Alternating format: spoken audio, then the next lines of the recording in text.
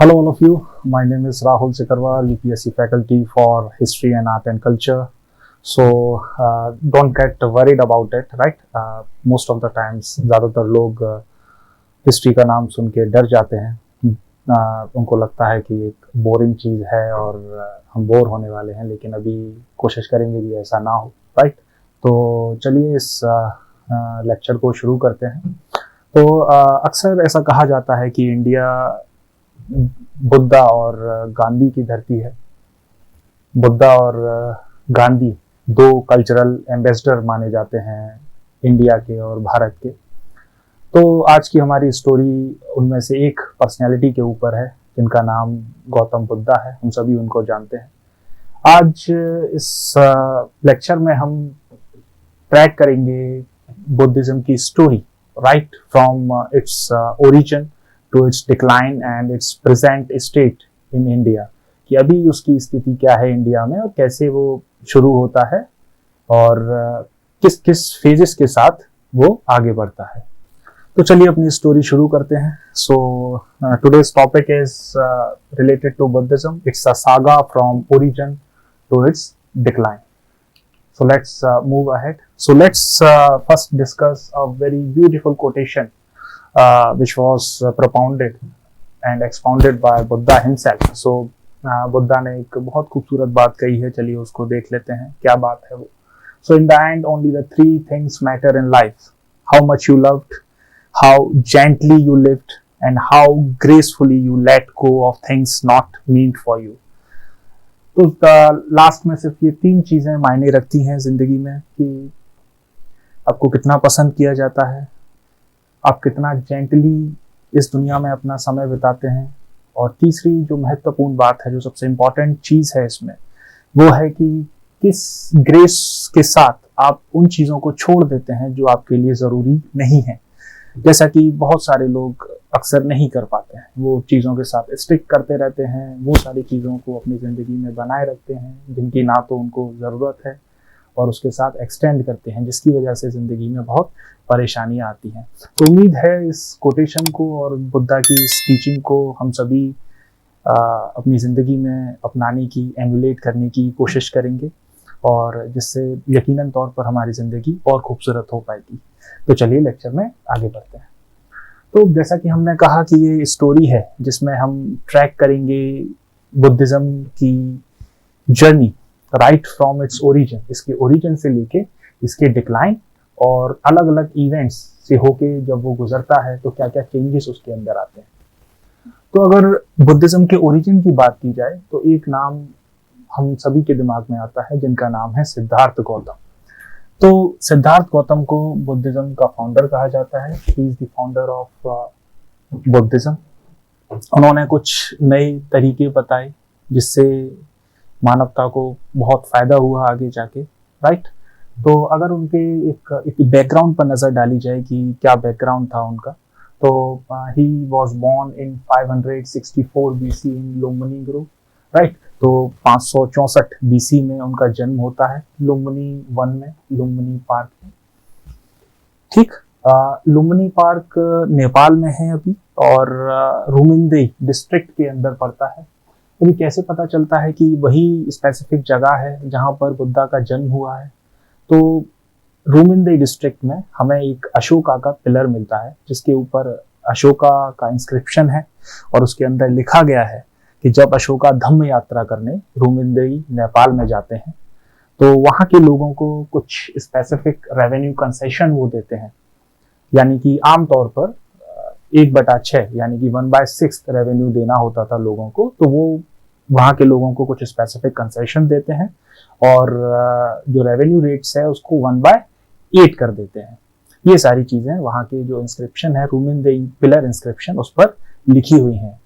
ठीक है. तो वहाँ उस इंस्क्रिप्शन की हेल्प से हमें पता चलता है कि यही वो जगह है जहाँ बुद्धा का जन्म हुआ था. अब उनके फादर की बात की जाए तो उनके फादर का नाम शुद्धोधन था. He was the chief of Shakya clan. वो शाक्य क्लेन के चीफ थे. तो बुद्धा प्रिंस थे. एंड उनकी मदर का नाम माया देवी था. She belonged to Koliya tribe, right.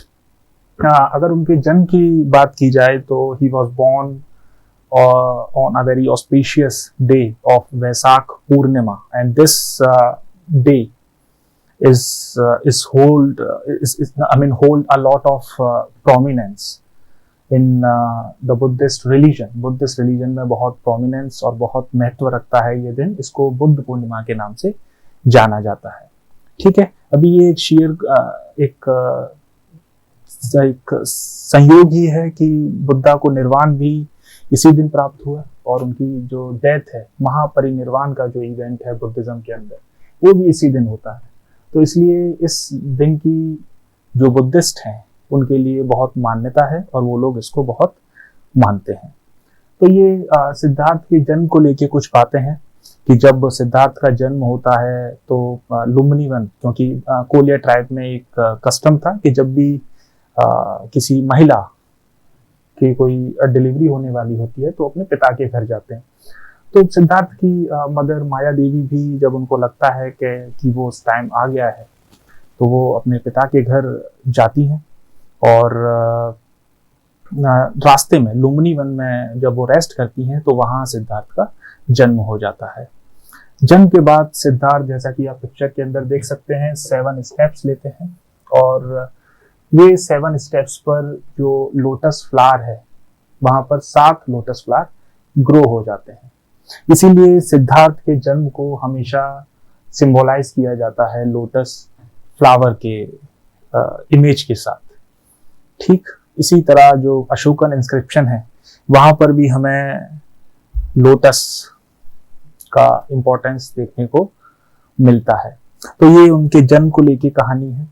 जैसा कि ज्यादातर उस समय का चलन था कि जब उनका जन्म होता है तो उनके पिता शुद्धोधन, जो भी विद्वान हैं उस समय के, उनको बुलाया जाता है. उनमें से जो सबसे बड़े विद्वान थे उस समय सेज असिता, उनको भी बुलाया जाता है.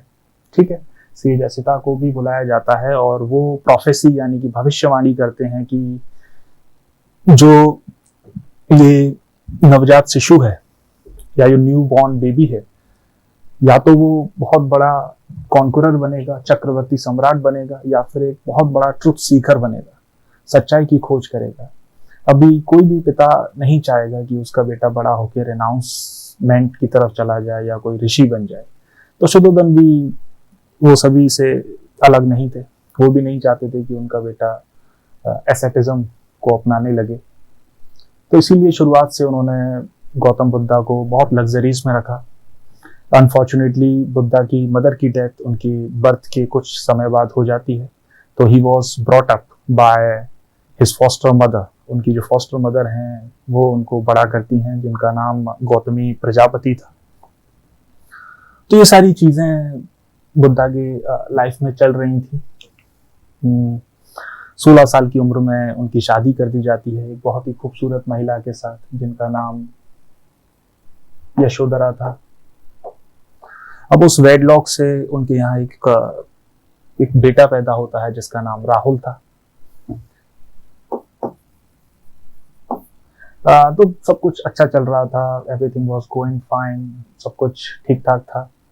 लेकिन जब जैसे समय में बदलाव आते रहते हैं, बुद्धिज्म की बेसिक फिलॉसफी है कि कुछ भी परमानेंट नहीं है, तो उनकी लाइफ में भी सब कुछ अच्छा चल रहा था. Suddenly all of a sudden जब बुद्धा एक सोजन यानी कि एक छोटी यात्रा पर निकलते हैं अपने सारथी के साथ, तो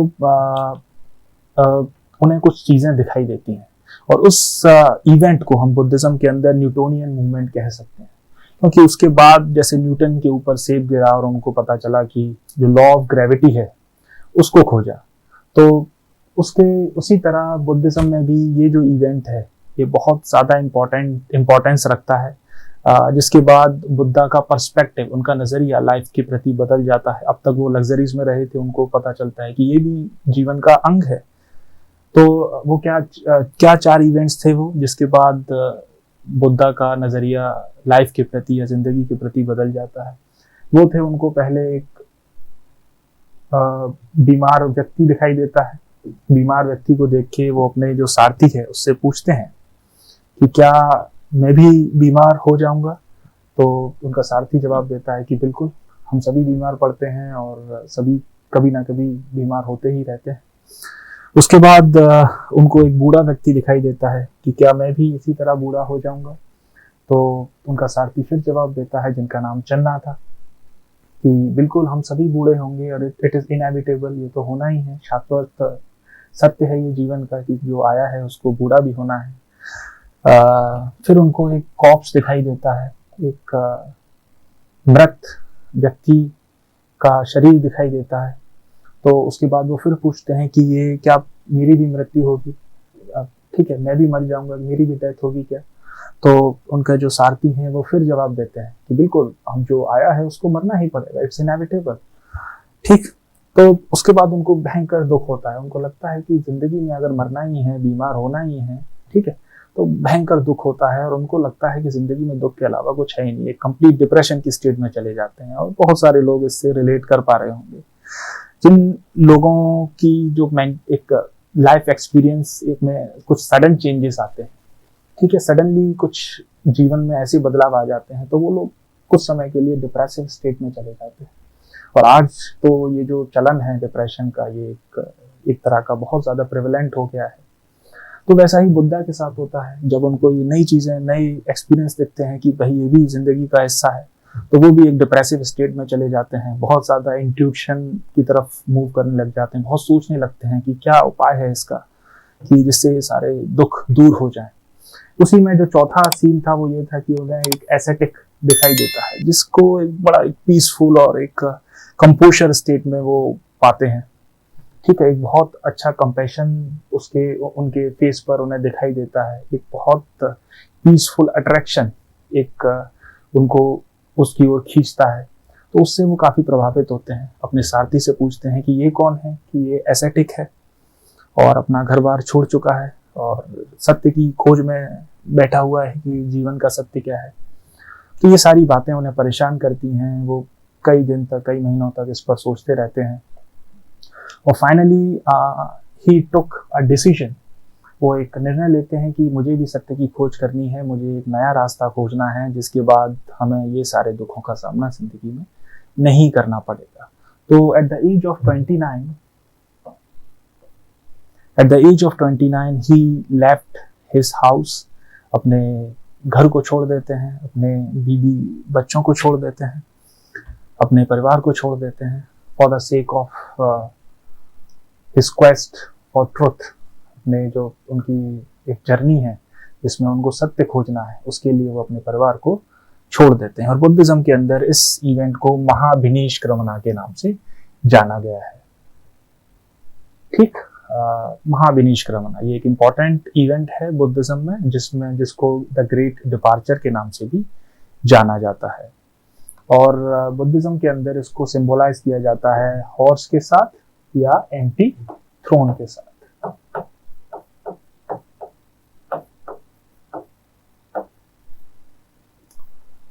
तो ये पहला इंपॉर्टेंट इवेंट है बुद्धिज्म के अंदर after the birth of Siddharth Gautam, जिसको हम महाविनिष्क्रमणा के नाम से जानते हैं। तो वो अपना घर छोड़ देते हैं। चलिए कहानी को आगे बढ़ाते हैं। तो it is his quest for truth. लगभग 6 साल तक वो इधर से उधर कई मेथड ट्राई करते हुए घूमते रहते हैं कि जीवन का सत्य क्या है और कैसे ये जो एक परमानेंट दुख है जीवन के अंदर उसको हटाया जा सकता है। तो पूरा एक जर्नी चलती रहती है जिसमें कई चीज़ें वो फेस करते हैं। अभी जैसा अक्सर कहा जाता है कि अगर किसी को कुछ इम्पोर्टेंट चाहिए तो वो महानगर की तरफ जाता है। आप सभी ने महाजनपद पीरियड की जब स्टडी की होगी तो मगध के बारे में पढ़ा होगा। Magadh was the most powerful mahajanapada period during the contemporary times. तो मगध उस टाइम का सबसे इम्पोर्टेंट महाजनपद था। तो वो भी मगध की तरफ, साउथ की तरफ मूव करने लग जाते हैं। वहां पर उन्हें कुछ ऋषि, कुछ सेजेस मिलते हैं जिनसे वो उपनिषद और मेडिटेशन का ज्ञान हासिल करते हैं। तो पहले जो उनके गुरु हैं या पहले जो उनके टीचर हैं उनका नाम है अलार कालम।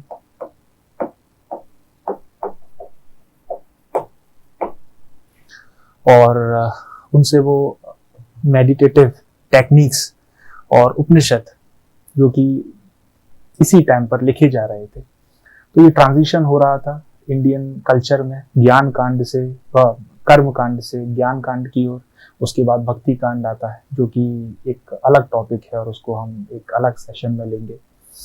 तो अलारा कालम से वो मेडिटेटिव टेक्निक्स की नॉलेज लेते हैं और उपनिषद की जानकारी लेते हैं। तो इसीलिए जो बुद्धिज्म गॉस्पल्स हैं, उनके डॉक्ट्रिन्स हैं, उसमें उपनिषद की झलक हमें देखने को मिलती है, क्योंकि पीरियड वही था। सभी जो आइडियाज हैं वो वैक्यूम से नहीं आते हैं, कहीं ना कहीं एक आइडिया दूसरे को प्रभावित करता है। ठीक है, तो अलारा कालम उनके पहले गुरु हैं। सून ही इक्वल्ड हिज टीचर, बहुत जल्दी वो अपने टीचर को इक्वल कर देते हैं। और जब उनके टीचर उनको प्रपोजल देते हैं कि अभी आप क्या कीजिए कि आप हमारे साथ लोगों को ट्रेन कीजिए, हमारे साथ पढ़ाना शुरू कीजिए, बिकॉज क्योंकि उनका ये मकसद नहीं था, गौतम बुद्धा का मकसद तो कुछ और था। तो वो वहाँ से चले जाते हैं और अपनी जर्नी को आगे बढ़ाते हैं। वो अपनी जर्नी को आगे बढ़ाते हुए उन्हें एक और टीचर या एक और गुरु मिलते हैं, जिनका नाम था उद्रका रामपुत्र।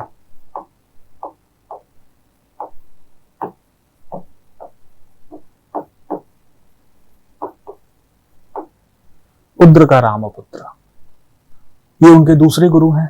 उनसे भी वो मेडिटेटिव टेक्निक्स की जानकारी लेते हैं और उपनिषद की जानकारी लेते हैं और बहुत जल्द उन्हें भी इक्वल कर देते हैं। तो वो भी यही प्रपोजल रखते हैं बुद्धा के सामने कि अभी आप क्या कीजिए कि आप इक्वल हो गए मेरे, तो आप मेरे साथ पढ़ाना शुरू कर दीजिए। लेकिन बुद्धा का अगेन ये तो मोटिव नहीं था, ये ऑब्जेक्टिव नहीं था उनका। तो वो अपनी जर्नी जो उन्होंने शुरू की थी for the quest of truth, उसको आगे लेके जाते हैं।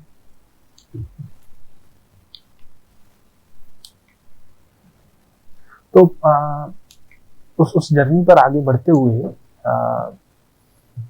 उसके बाद वो अपने कई टेक्निक्स इस्तेमाल करते हैं, जिससे शायद उनको सच की प्राप्ति हो जाए, क्योंकि कोई एक वेल डिफाइंड स्टैंडर्ड प्रोसीजर तो था नहीं, उन्हीं को रास्ता खोजना था चीज़ों से। तो वो एसेटिज्म की तरफ मूव कर जाते हैं।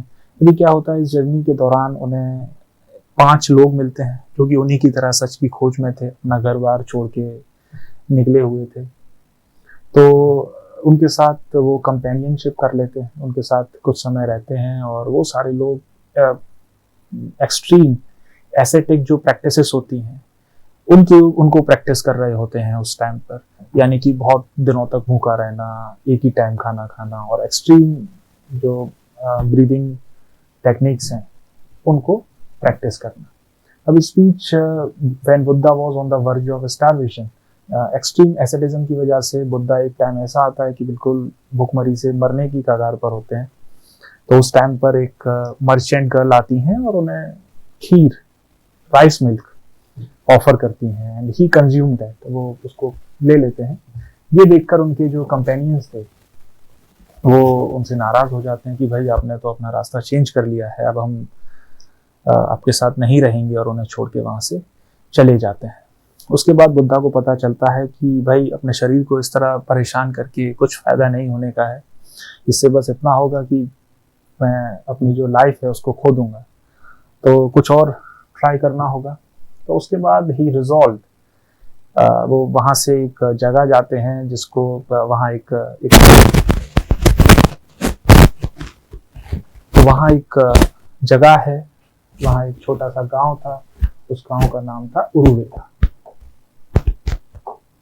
तो उरुवेला नाम की जगह के पास जाके, जो कि निरंजना रिवर के बैंक पर एक ट्री उनको मिलता है और उस ट्री के नीचे वो अपना क्या करते हैं, आसन लगा देते हैं, वहां जाके बैठ जाते हैं। He resolve that he will not stood up, right. वो वहां से तब तक नहीं उठेंगे जब तक उनको सत्य का पता नहीं चल जाता, जब तक उनको सत्य का ज्ञान नहीं हो जाता, नया रास्ता नहीं मिल जाता जिससे जीवन के सारे दुख चले जाएं। तो अपने इस क्वेस्ट में वो लगातार 49 डेज तक मेडिटेटिव स्टेट में बैठे रहते हैं। लगभग 49 डेज तक वो वहाँ बैठे रहते हैं और मेडिटेशन करते हैं। इस बीच कई तरह के एक्सपीरियंस उनको होते हैं। एक बुद्धिज्म ट्रेडिशन के अंदर एक डेमन को बताया गया है जिनका नाम मारा था, वो बहुत सारे लोगों को बेचते हैं। हिंदुज्म के अंदर भी इस तरह के जो कैरेक्टर्स हैं पुराण्स के अंदर वो दिखाए गए हैं। तो मारा जो कि एक डेमोन है, वो जो बुद्धा है उनके रिजॉल्व को तोड़ने के लिए कई तरह के कैरेक्टर्स भेजते हैं, और लास्ट में he sent his 2 beautiful daughter to lure Buddha, right. Buddha को ल्यूर करने के लिए, एक सम्मोहित करने के लिए वो अपनी 2 खूबसूरत बेटियों को भी भेजते हैं, लेकिन बुद्धा इससे प्रभावित नहीं होते, और फाइनली उन्हें जो अपने उनके सवाल थे उनका आंसर मिल जाता है। भी मारा बोलते हैं कि भाई आपको सवाल मिल गए हैं, आप एनलाइटेंड हो गए हैं, आप बुद्ध हो गए हैं सिद्धार्थ से, तो ये मानेगा कौन? जंगल में मोर नाचा किसने देखा? आप जंगल में बैठे हुए हैं, कौन मानेगा आपकी बात? तो बुद्धा जमीन को टच करते हुए, ये देखिए ये भूमि स्पर्श मुद्रा है बुद्धिज्म के अंदर, तो वो जमीन को टच करते हैं कि this is the evidence of my truth, ये एविडेंस है, और ये गवाह देगी, जो जमीन है या धरती है वो गवाही देगी कि मैं एनलाइटेंड हो गया हूँ और मुझे मेरे जो सवाल हैं उनके जवाब मिल गए हैं। तो उसके बाद मारा वहाँ से चले जाते हैं और बुद्धा को निर्वाण, सिद्धार्थ को निर्वाण प्राप्त हो जाता है। और ये दूसरा इम्पोर्टेंट इवेंट है बुद्धिज्म के अंदर। तो अभी सिद्धार्थ का ट्रांजिशन हो गया to Buddha, he is now the enlightened one, right. उनको सारे जो सवाल थे उनका जवाब मिल गया है, तो अभी वो एनलाइटेंड हो गए हैं। निर्वाण की बात करेंगे तो निर्वाण का मतलब होता है annihilation of all desires, right, hatred, I-ness. तो ये सारी जो नेगेटिव चीजें हैं जीवन में, उन सभी का नाश हो जाने का जो प्रक्रिया है, जो मेंटल स्टेट है, उसी को हम निर्वाण कहते हैं। तो बुद्धा को यहाँ पर निर्वाण मिल जाता है, और जब उनको निर्वाण मिल जाता है तो he felt the ultimate bliss, एक जो शाश्वत खुशी है वो उनको मिल जाती है, और उसी का नाम निर्वाण है। अक्सर लोग महापरिनिर्वाण और निर्वाण के अंदर कंफ्यूज होते हैं। महापरिनिर्वाण को अभी हम डिस्कस करेंगे। निर्वाण की जो हमारी परिभाषा है या डेफिनेशन है वो ये है, जिसके अंदर जीवन के जितनी भी नेगेटिव एनर्जीज हैं उनका नाश हो जाता है। तो कुछ समय तक वो वहाँ बैठे रहते हैं कि ठीक है, मुझे तो जवाब मिल गया, मुझे क्या करना है आगे जाके, क्योंकि उनके अंदर कोई एम्बिशन नहीं था इसको लेके। He was not after fame, उनको फेम नहीं चाहिए था, ठीक, क्योंकि वो सारी चीजें तो वो जीत चुके हैं। इसी के बाद तो वो बुद्ध हुए हैं। तो काफी समय तक बैठे रहते हैं। तो बुद्धिस्ट ट्रेडिशन में ये बताया गया है कि लॉर्ड ब्रह्मा उनको प्लीड करते हैं, उनको रिक्वेस्ट करते हैं कि अभी आप यहाँ बैठे मत रहिए, आपको कुछ नई चीज मिली है तो लोगों को बताइए इसके बारे में, ठीक, इसको फैलाइए ताकि और लोगों को भी फायदा हो सके। तो उनको भी ये बात अच्छी लगती है कि ठीक है, मैंने खोजा है, but I should use this knowledge for the welfare of the society and the whole world. पूरी दुनिया के वेलफेयर के लिए मुझे यूज करना चाहिए इसको। तो वो सोचते हैं कि अभी सबसे पहले किसको बताया जाए। तो जो सबसे पहला नाम उनके दिमाग में आता है वो है सेज असिता का, कि चलिए उन्हीं को बताया जाए। तो वो तो नहीं रहे उस समय, उनको पता लगता है कि भाई उनकी डेथ हो चुकी है। दूसरे जो पहले उनके गुरु थे अलार कालम, उसके बारे में वो सोचते हैं कि चलिए अलारा कालम जी को बताया जाए, क्योंकि जनरली लोग अपने टीचर्स को जब उन्हें कोई नई चीज़ मिलती है, मैथमेटिक्स के अंदर कोई नया फॉर्मूला मिलता है तो अपने टीचर्स से जाके डिस्कस करते हैं। तो चलिए वो भी सोचते हैं कि अपने जो पुराने टीचर हैं उनसे डिस्कस किया जाए, लेकिन उन्हें पता लगता है कि उनकी भी डेथ हो चुकी है। तो फाइनली जो उद्र का रामपुत्र हैं उनके बारे में सोचते हैं, उनकी भी एक दिन पहले डेथ हो चुकी थी। तो फाइनली वो डिसाइड करते हैं कि जो मेरे पुराने 5 कंपेनियन थे, जो मुझे यहीं मेरी जर्नी के दौरान मिले थे, उनके साथ मैं अपना जो लेसन्स हैं, जो मैंने सीखे हैं बुद्ध बनने के बाद, उनको डिस्कस करूँगा। तो उनकी खोज में वो आगे निकलते हैं, और फाइनली उन्हें वो एक जगह है सारनाथ, ये जगह वाराणसी के पास है, के पास, और डियर पार्क में वो पहली बार अपना जो लेसन्स उन्होंने सीखे हैं बुद्ध बनने के बाद वो लोगों को बताते हैं। ये पहले उनके 5 शिष्य या 5 डिसाइपल्स होते हैं। और यहाँ से बुद्धिज्म के अंदर एक और इम्पॉर्टेंट इवेंट शुरू हो जाता है, जिसको धम्म चक्र प्रवर्तना बोलते हैं। तो यहाँ से क्या होगा, ये जो व्हील है धम्मा का, ये घूमना शुरू हो जाएगा। और ये व्हील तब तक घूमेगा जब तक सारे लोग एनलाइटन ना हो जाएं। तो यहाँ से ये व्हील घूमना शुरू हो जाता है। अब बुद्धिज्म के अंदर इस इवेंट को रिप्रेजेंट करते हैं या तो डियर से, क्योंकि वो डियर पार्क था, या तो डियर से रिप्रेजेंट करते हैं, लेकिन मोस्ट पॉपुलर जो रिप्रेजेंटेशन है इस इवेंट का बुद्धिज्म के अंदर वो है ये रोटेटिंग व्हील, ठीक है, जो कि हमें हमारा जो नेशनल फ्लैग है उसके ऊपर भी दिखाई देता है, जो कि प्रोग्रेस को रिप्रेजेंट करता है कि यहाँ से क्या होगा, धम्म की प्रोग्रेस होगी, लोगों की प्रोग्रेस होगी, उन्हें नई लेसन्स के बारे में पता चलेगा। तो ये तीसरा इंपॉर्टेंट इवेंट है बुद्धिज्म के अंदर। अब तक हम 2 और डिस्कस कर चुके हैं। पहला था हमारा Mahabhinishkramana, the great renunciation. Second important event था बुद्धिज्म के अंदर nirvana, annihilation of all desire, सारी नेगेटिव एनर्जी का नाश हो जाना। और जो तीसरा इंपॉर्टेंट इवेंट है बुद्धिज्म के अंदर वो है हमारा धम्म चक्र प्रवर्तना। तो चलिए स्टोरी को आगे बढ़ाते हैं। तो स्टोरी के अंदर हम देखेंगे कि बुद्धा अपना जो रेस्ट ऑफ हिज लाइफ है, उनका जो बचा हुआ जीवन है, उसको धम्मा को फैलाने में व्यतीत करते हैं। यानी कि बचा लगभग बुद्धिस्ट ट्रेडिशन के दौरान उनका लाइफ स्पैन 80 साल का था।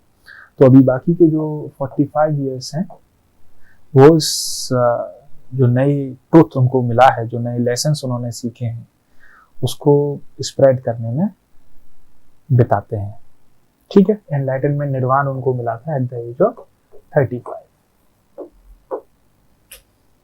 और फाइनली इस दौरान उनके कई डिसाइपल्स बनते हैं। बुद्धिज्म का बहुत ज़्यादा ग्रोथ हमें देखने को मिलता है। Bimbisara happen to be his disciple, the Magadha king, ठीक है। Ajatashatru happen to be his disciple, वो भी ठीक। तो बहुत सारे उनके डिसाइपल्स बनते हैं और फाइनली उनको लगता है कि चीज़ों को ऑर्गेनाइज करना ज़रूरी है। तो अपने लाइफ टाइम के अंदर वो एक इंस्टीट्यूशन बनाते हैं जिसका नाम था संघा। संघ कोई वर्ड आपको डिफिकल्ट लग रहा होगा, लेकिन कोई नई चीज नहीं है। संघा का मतलब है एसोसिएशन ऑफ मॉन्क्स। मॉन्क्स का एक एसोसिएशन बनाया जाता है जिससे क्या हो कि चीजें रैंडम ना हो, चीजें ऑर्गेनाइज्ड हो जाएं, ठीक। साइंस के अंदर आपने एंट्रोपी के बारे में पढ़ा होगा। तो एंट्रोपी का मतलब होता है डिग्री ऑफ रैंडमनेस। जिस सिस्टम की जितनी ज्यादा एंट्रोपी होगी, ठीक, उसके अंदर हीट लॉस उतना ही ज्यादा होगा। तो जीवन में भी कोशिश करनी चाहिए कि रैंडमनेस कम हो, ठीक है। उससे क्या होगा, हमारी एनर्जीज का अननेसेसरी लॉस नहीं होगा, क्लियर, और हम अपनी एनर्जीज को सही जगह चैनलाइज कर पाएंगे। तो बुद्धा ने भी क्या किया कि अभी चीजें, क्योंकि जो मॉन्क्स का ग्रुप था या जो उनकी फैमिली थी मॉन्क्स की, वो बढ़ने लगी थी। तो जब 60 हो जाती है मॉन्क्स की जो नंबर था, तो उसके बाद वो क्या करते हैं, एक इंस्टीट्यूशन डेवलप करते हैं जिसका नाम वो रखते हैं संघ। संघ का मतलब है कि जो ग्रुप ऑफ मॉन्क्स हैं वो आपस में डिस्कस करेंगे सारी चीजें कि उन्हें क्या क्या नए एक्सपीरियंसेस हुए और अपने डिस्कशन को एक दूसरे के साथ साझा करेंगे। तो ये कहानी थी सिद्धार्थ की।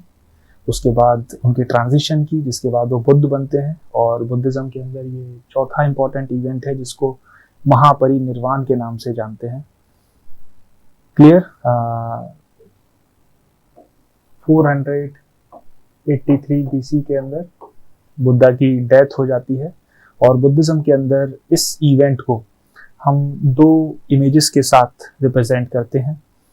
पहला जो इमेज है वो है reclining position of Buddha. Buddha reclining position में लेटे हुए हैं।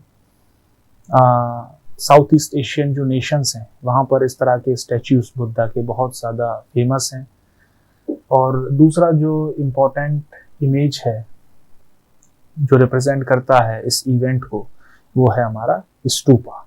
स्तूपा के बारे में हम आगे पढ़ेंगे कि कैसे उसकी ओरिजिन के पीछे क्या कहानी है और क्या उसका रेलेवेंस है बुद्धिज्म को लेके। तो ये कहानी थी बुद्धिज्म की और बुद्धा की, जिसके अंदर हमने बुद्धिज्म में होने वाले कुछ इंपॉर्टेंट इवेंट के बारे में पढ़ा। पहला था बुद्धा का बर्थ, जिसको लोटस से रिप्रेजेंट करते हैं। दूसरा था आपका वो इवेंट जिसके बाद बुद्धा अपने घर को छोड़ के सच्चाई की खोज के लिए निकल जाते हैं, जिसको द ग्रेट रिनाउंसमेंट के नाम से जानते हैं, और उसको महाविनिष्क्रमणा के नाम से भी जानते हैं। उस इवेंट को बुद्धिज्म के अंदर हम हॉर्स या एम्प्टी थ्रोन की जो इमेज है उससे रिप्रेजेंट करते हैं। तीसरा इंपॉर्टेंट इवेंट था बुद्धिज्म के अंदर, वो है आपका निर्वाण। ठीक, तो निर्वाण के अंदर बुद्धा एनलाइटेंड हो जाते हैं और उनका ट्रांजिशन हो जाता है सिद्धार्थ से बुद्ध की तरफ। इस इवेंट को हम बोधि ट्री से रिप्रेजेंट करते हैं। चौथा जो इम्पोर्टेंट इवेंट है बुद्धिज्म के अंदर वो है आपका धम्म चक्र प्रवर्तना, जहाँ से धम्म का प्रोग्रेशन शुरू हो जाता है, जिसको हम एक रोटेटिंग व्हील की हेल्प से रिप्रेजेंट करते हैं। और जो पांचवा इंपॉर्टेंट इवेंट है बुद्धिज्म के अंदर वो है महापरिनिर्वाण, जिसको हम दो इमेजेस से रिप्रेजेंट करते हैं। पहला इमेज है हमारा रिक्लाइनिंग पोजीशन ऑफ बुद्धा और दूसरा इमेज है हमारा स्तूपा। तो चलिए कहानी में आगे बढ़ते हैं। अभी अगर बुद्धा की टीचिंग की बात की जाए कि पता उनको ऐसा क्या पता चल गया जिससे उन्होंने बोला कि मैं बुद्ध हो गया हूँ और मुझे सारी जानकारी हो गई है, और उनके जो लेसन्स हैं जिसको उसको फॉलो करने के बाद जीवन से दुख का नाश हो जाएगा। तो अगर बुद्धा की टीचिंग की बात करी जाए तो उनको 4 नोबल ट्रुथ के नाम से हम जानते हैं। ठीक है, 4 नोबल ट्रुथ, जिसको कभी कभी 4 ट्रुथ्स ऑफ नोबल के नाम से भी कुछ हिस्टोरियंस रिप्रेजेंट करते हैं, क्योंकि कुछ हिस्टोरियंस का मानना है कि जो कैम्ब्रिज स्कूल के हिस्टोरियंस हैं वो उन्होंने गलत इसको ट्रांसलेट किया है। खैर वो डिस्कशन की बात है, अभी इसको 4 नोबल ट्रुथ के नाम से ही देखते हैं। तो बुद्धा ने 4 नोबल ट्रुथ के बारे में कहा गया है कि जीवन में ये 4 नोबल ट्रुथ हैं। पहला है हमारा दुख, यानी कि जिंदगी में दुख के अलावा कुछ नहीं है। जब आप किसी की डिजायर रखते हैं कि वो चीज या फला व्यक्ति आपको आपके पास आ जाए, ठीक, तो उस डिजायर के साथ दुख जुड़ा हुआ है। क्लियर? तो दूसरा जो चीज है वो है हमारा समुदया। समुदया का मतलब है कॉज, यानी कि दुख का कॉज क्या है? डिजायर, तृष्णा। तो जब हम किसी चीज की डिजायर रखते हैं तो उसके साथ दुख भी जुड़ा हुआ होता है, क्योंकि अगर वो चीज या वो व्यक्ति आपको मिल भी जाएगा तो भी आपको दुख होगा, क्योंकि वो हमेशा आपके साथ नहीं होगा। वर्ल्ड इज ट्रांजिएंट, चीजें चेंज होती हैं, वो हमेशा आपके साथ नहीं होगा। जब वो आपसे दूर होगा तो आपको और ज्यादा दुख होगा।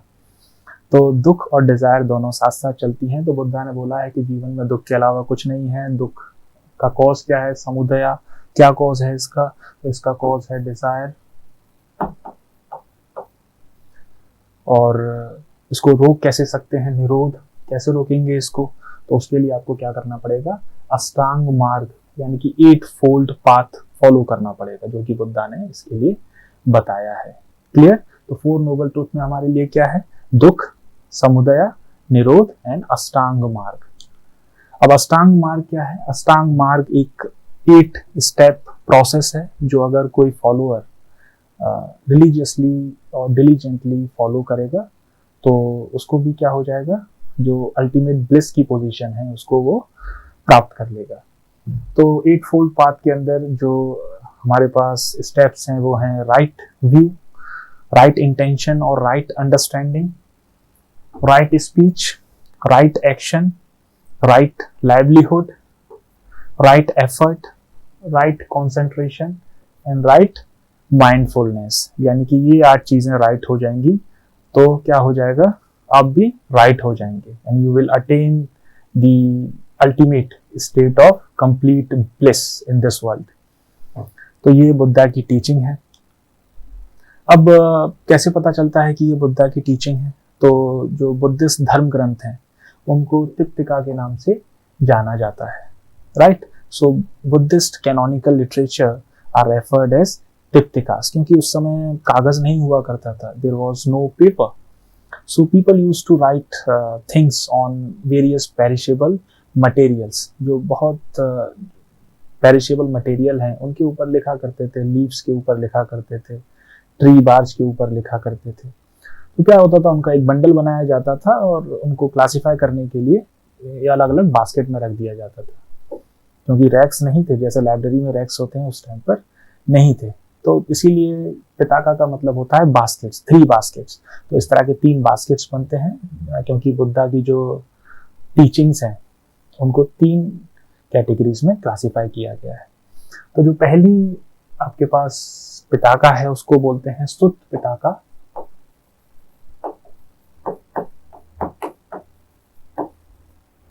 जो दूसरी बुक है आपके पास बुद्धिस्ट धर्म ग्रंथ को लेके उसको बोलते हैं विनय पिताका। और जो तीसरी बुक है उसको बोलते हैं अभिधम्म पिताका।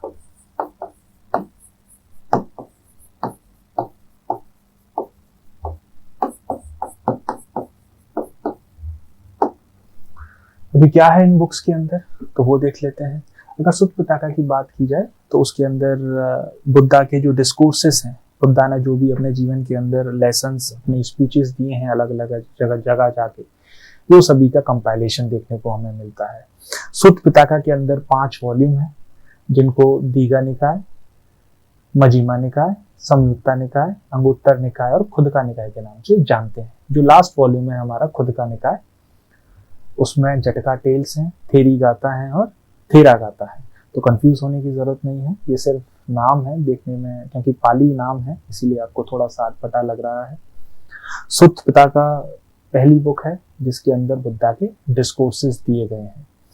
विनय पिताका हमारी दूसरी बुक है बुद्धिस्ट धर्म ग्रंथ को लेके, जिसके अंदर संगा को लेके रूल्स को डिस्क्राइब किया गया है। तो लगभग 227 रूल्स इसके अंदर मेंशन्ड हैं विनय पिताका के अंदर, कि मॉन्क्स को अपना जो कंडक्ट है वो किस तरह रखना चाहिए और मॉन्क्स और ले फॉलोअर्स का आइडल कंडक्ट क्या होना चाहिए। जो तीसरी बुक है हमारे पास अभिधम्म पिताका, इसका कंपाइलेशन बाद में हुआ है, जो सम्राट अशोक का समय है उस समय इसका कंपाइलेशन हुआ है। और ये हमें बुद्धिस्ट फिलॉसफी के बारे में बताती है कि बुद्धिस्ट के सिद्धांत हैं क्या आखिर।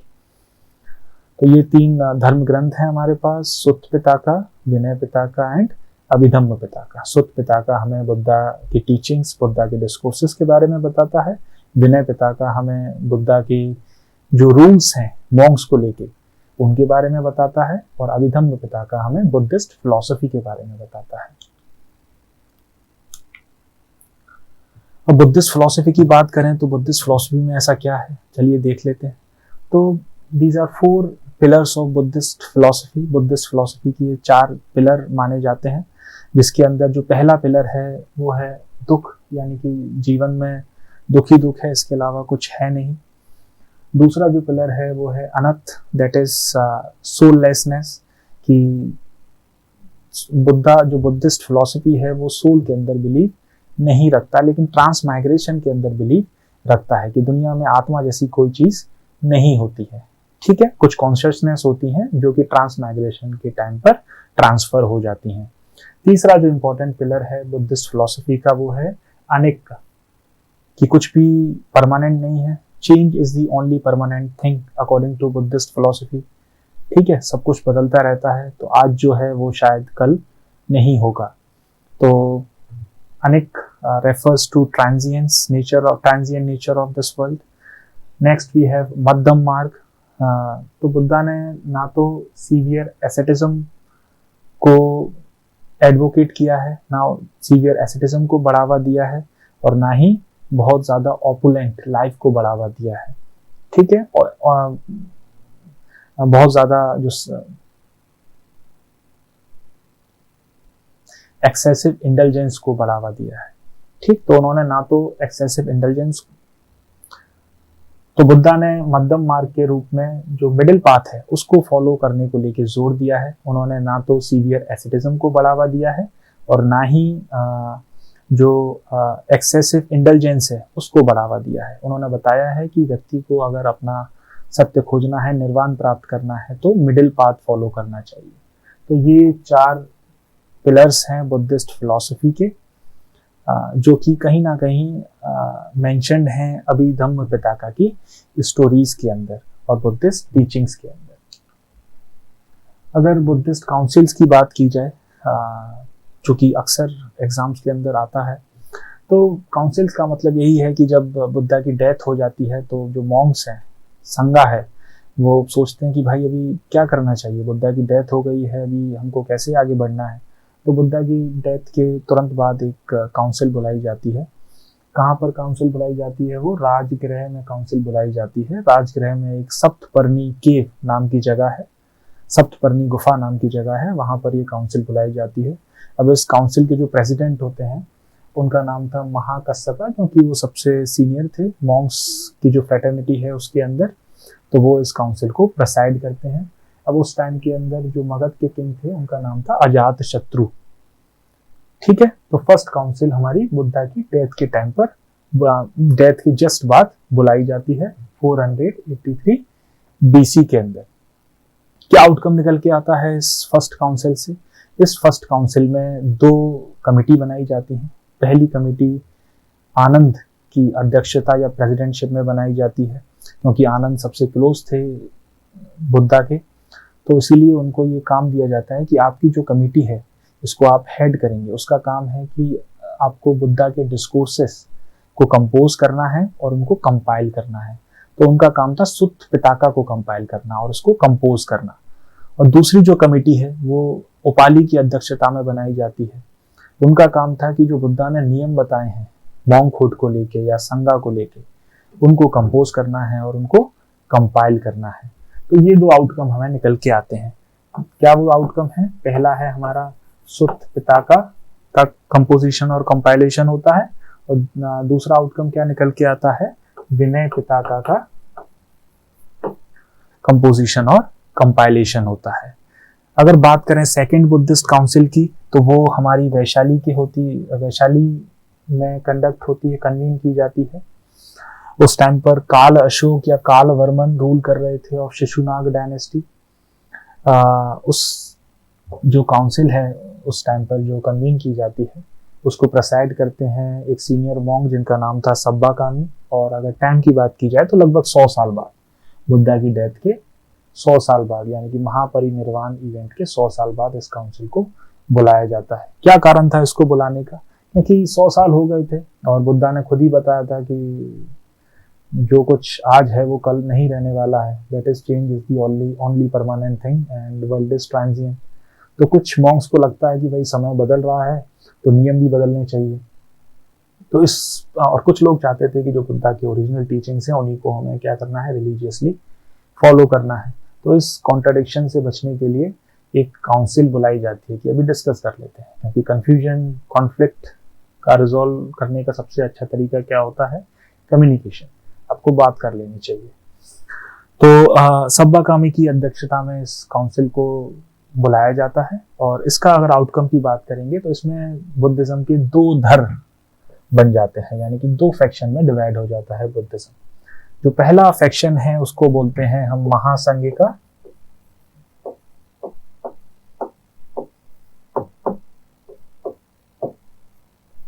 और जो दूसरा फैक्शन है उसको बोलेंगे स्थविरावादेंस या थेरावादेंस।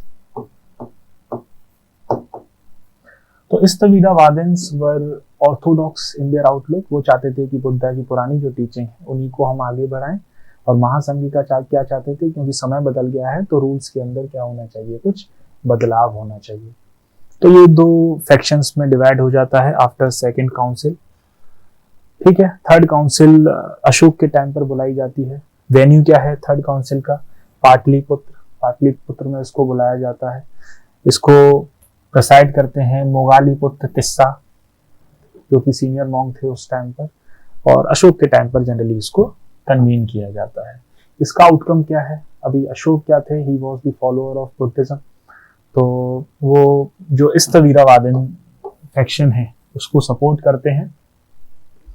और इस इवेंट के बाद, यानी कि after the convention of this council, बहुत सारे एमिसरीज भेजे जाते हैं अलग अलग देशों में और अलग अलग जगहों पर, जिससे क्या होता है, बुद्धिस्ट का प्रचार और प्रसार अभी भारत की जो सीमाएं हैं उससे बाहर होने लगता है।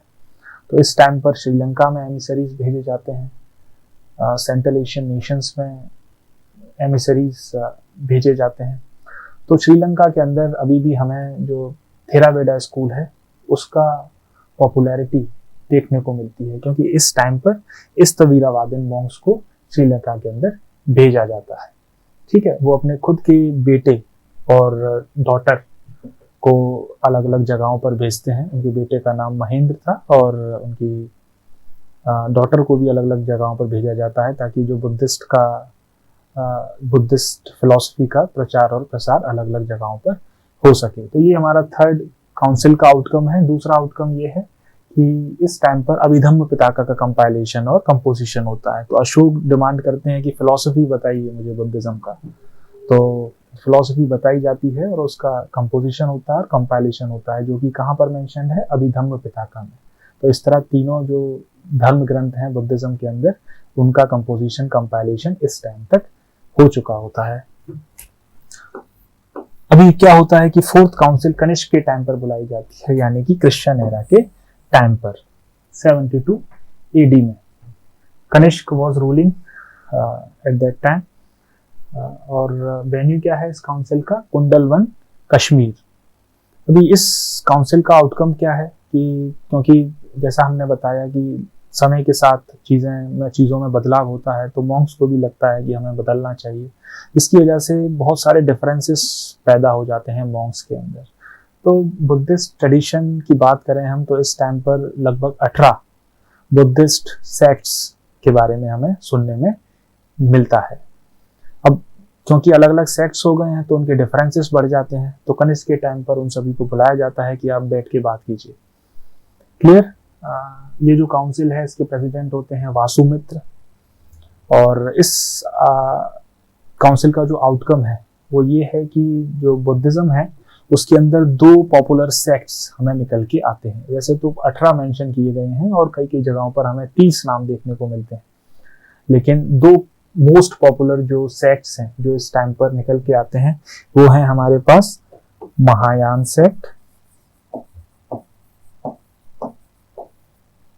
और दूसरा है हमारा पास हिनायान सेक्ट। महायान जो सेक्ट है, उन्होंने जो दूसरा सेक्ट है उसको हिनायान बोला है। महायान सेक्ट का मतलब है ग्रेटर व्हीकल, यानी कि बड़ा जहाज जिसमें बैठ के ज़्यादा लोग एनलाइटेंड हो जाएंगे। और हिनायान सेक्ट का जो लिटरेरी मीनिंग है वो है छोटा जहाज या लेसर व्हीकल। तो कोई भी अपने आप को छोटा व्हीकल नहीं बोलेगा। तो ये टर्मिनोलॉजी किसने दी है? महायान सेक्ट वालों ने दी है। तो महायान और हिनायान या थेरावेदा सेक्ट के बीच में 2 जो बुद्धिज्म है वो डिवाइड हो जाता है।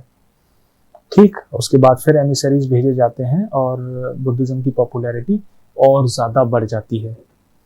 तो जो सेंट्रल एशियन नेशंस हैं, जो साउथ ईस्ट एशियन नेशंस हैं हमारे पास, और चाइना, आपका जापान के अंदर हमें महायान सेक्ट की पॉपुलैरिटी देखने को मिलती है। अभी भी जो सबसे ज़्यादा बुद्धिज्म का स्कूल फॉलो होता है उसको हम महायान स्कूल बोलते हैं। ठीक है, तो जैसा कि हमने कहा कि कनिष्क के टाइम पर according to tradition Buddhism was divided into 18 sects, लेकिन नाम लगभग 30 के आसपास हमें दिखाई देते हैं बुद्धिस्ट लिटरेचर के अंदर। जो 2 मेन सेक्ट्स उस टाइम पर निकल के आते हैं उनका नाम था थेरावेदा और महायान। लगभग 5th और 6th सेंचुरी के अराउंड तंत्र का प्रेवलेंस बढ़ जाता है हर रिलीजन में, चाहे वो ब्राह्मणिज्म हो, चाहे वो जैनिज्म हो और चाहे वो बुद्धिज्म हो। तो बुद्धिज्म भी उससे अछूता नहीं रहता। और जब तंत्र की जो प्रैक्टिसेस हैं वो बुद्धिज्म के अंदर जाने लगती हैं तो एक नया सेट निकल के आता है जिसका नाम था वज्रयान, जिसमें मंत्र उच्चारण और तंत्र की जो प्रैक्टिसेस हैं उनको ज़्यादा बढ़ावा दिया जाता है। ये जो स्कूल है ये तिब्बत में ज़्यादा पॉपुलर है। और ये लास्ट नवयान स्कूल, इसके जो फाउंडर हैं वो डॉक्टर अंबेडकर हैं। हम सभी जानते हैं 14 अक्टूबर 1956 में वो कन्वर्ट हो जाते हैं बुद्धिज्म के अंदर और एक नई स्कूल को फाउंड करते हैं जिसका नाम था Navayana, right, that is new vehicle. ठीक है, वो क्या करते हैं, बुद्धिस्ट जो फिलॉसफीज हैं उनको और ज़्यादा सोशली इंक्लूसिव बनाते हैं ताकि ज़्यादा से ज़्यादा लोग उसको प्रैक्टिस कर सकें। तो ये कहानी थी हमारी बुद्धिस्ट स्कूल की। जैसे जैसे समय बढ़ता जाता है अलग अलग बुद्धिस्ट स्कूल हमारे सामने निकल के आते हैं। तो अभी 4 मेजर स्कूल हैं बुद्धिज्म के हमारे पास। पहला है थेरावेदा जो कि श्रीलंका में बहुत पॉपुलर है। दूसरा है हमारे पास महायान जो कि चाइना, आपका जापान और साउथ ईस्ट एशियन नेशन में बहुत पॉपुलर है। तीसरा है वज्रयान, वज्रयान तिब्बत में बहुत पॉपुलर है। और चौथा है नवयान जो कि महाराष्ट्र रीजन में बहुत ज़्यादा पॉपुलरली फॉलो किया जाता है, क्योंकि लगभग आधा मिलियन लोग जो अंबेडकर के फॉलोअर थे कन्वर्ट हो जाते हैं उनके साथ ही इस डेट को बुद्धिज्म के अंदर। तो जो महाराष्ट्र रीजन है वहाँ पर जो फॉलोअर्स हैं वो नवयान स्कूल को ज़्यादा फॉलो करते हैं। अब बात करते हैं बुद्धिस्ट आर्किटेक्चर की।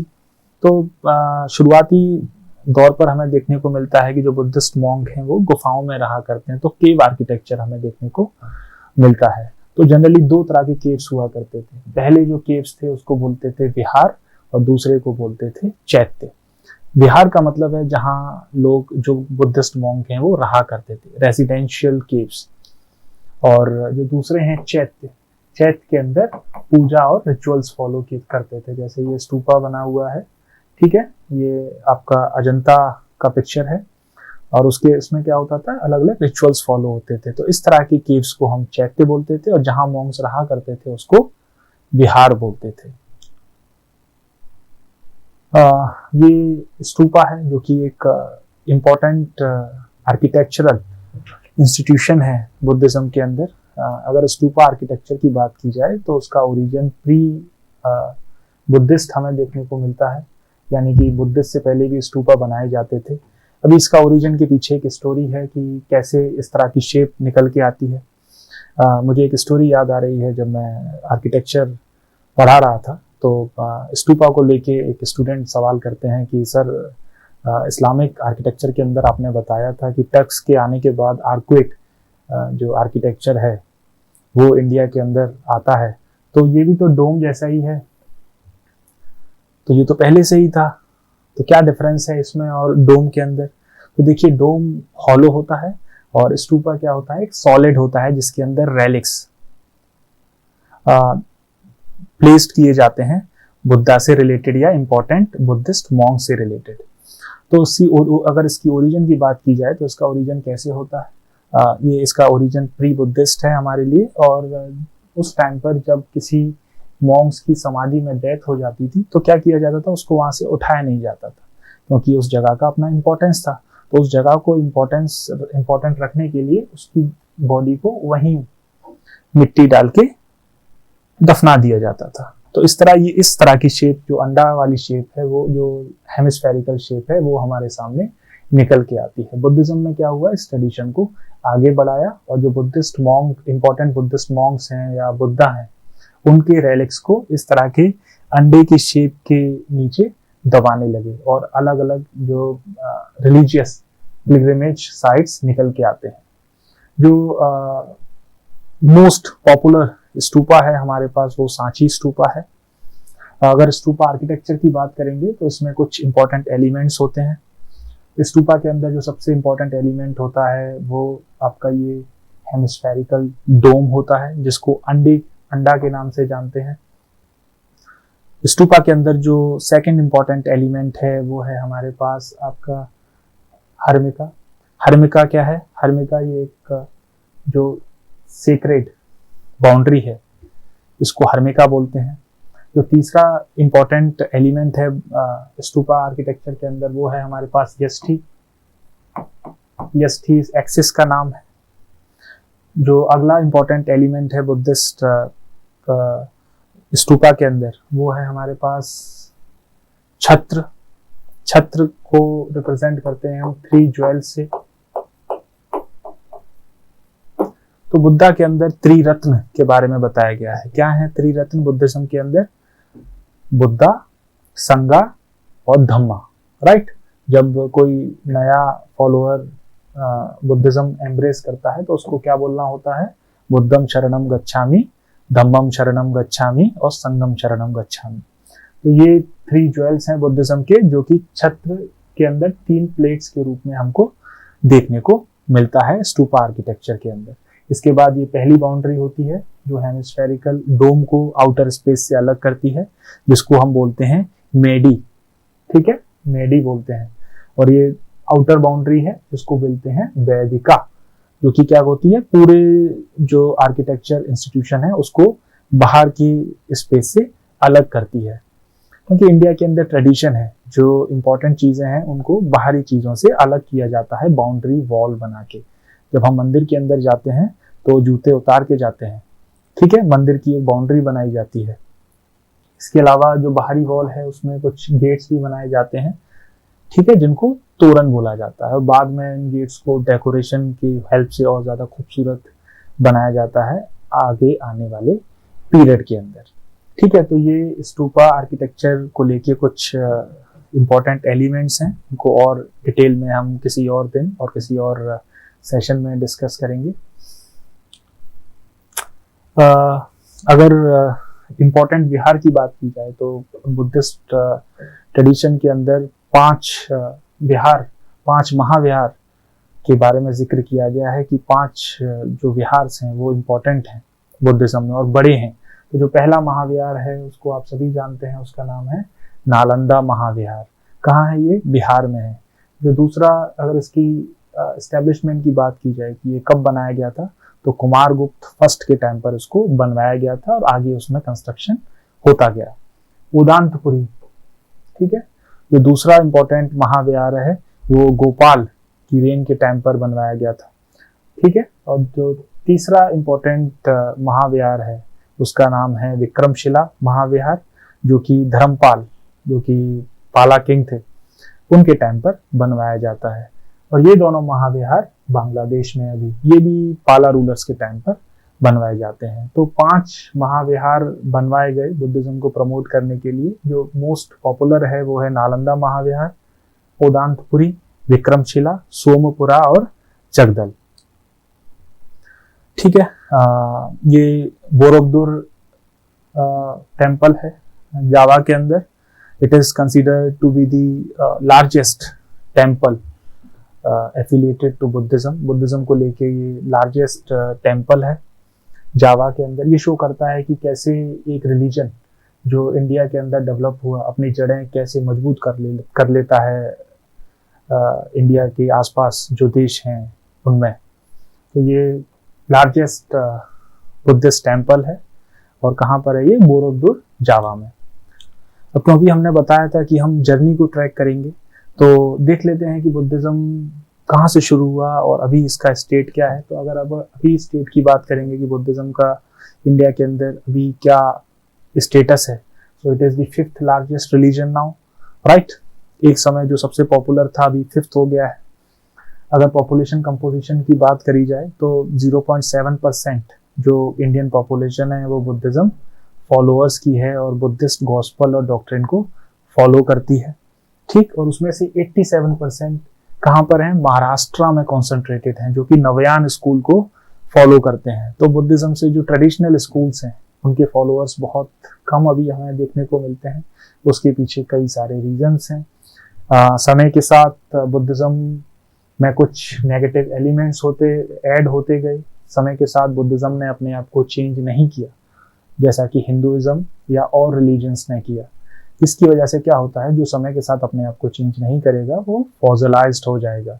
बुद्धा ने क्या बोला है? Nothing is permanent. तो अगर आप अपने आप को समय के साथ चेंज नहीं करेंगे, समय तो चेंज हो रहा है, अगर आप चेंज नहीं होंगे तो फॉसिलाइज्ड हो जाएंगे, आप अनयूज्ड कर दिए जाएंगे, लोग आपसे अलग होने लगेंगे। तो ये कहानी थी हमारी बुद्धिज्म की, जिसमें हमने बुद्धा के ओरिजिन से लेके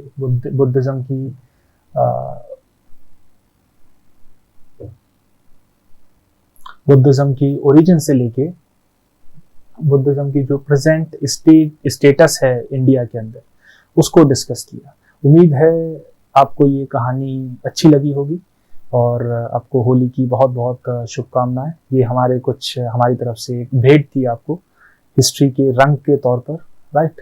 उम्मीद है आप इसको एंजॉय करेंगे। तो इसी के साथ good bye and good luck. Thank you.